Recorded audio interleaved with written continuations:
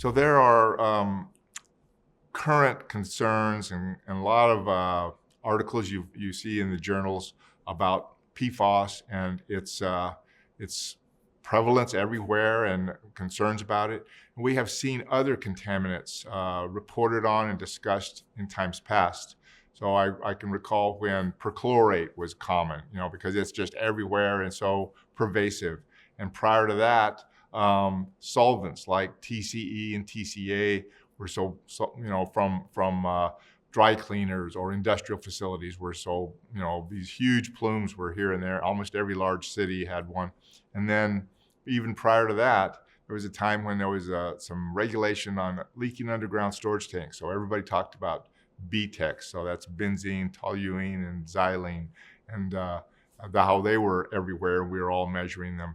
Well, rather than have the contaminant of the week, it's kind of good for us in the groundwater industry to keep our focus on those things, but don't forget the common things that really worldwide, dysentery is a huge problem. And that's just common day sanitation. Don't put your well by the corral or whatever situation. And yet in third world countries, that still today is a problem. And so we also have a lot of non-point source contaminants in agricultural areas. Necessarily, there's fertilizer. Therefore, there's elevated nitrate, total dissolved solids. The salinity is high in the upper portion of the groundwater system.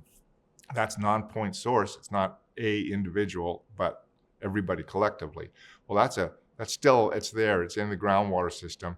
And if we then overpump or mismanage that groundwater system, those contaminants may find their way into wells. And that's very problematic because the wellhead treatment is extremely expensive and generates a brine, and that brine has to be managed. So you have a double whammy of problems there.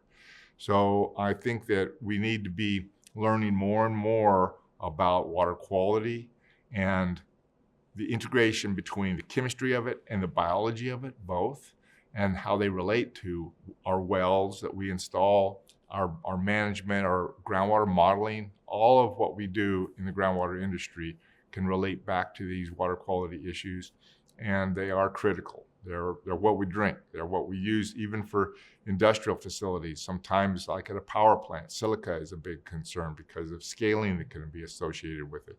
So we, depending on what the use of the water is at a particular place, we always have water quality concerns, and we need to be mindful of them, understand the nature of them, and then address them for whatever particular situation we're facing.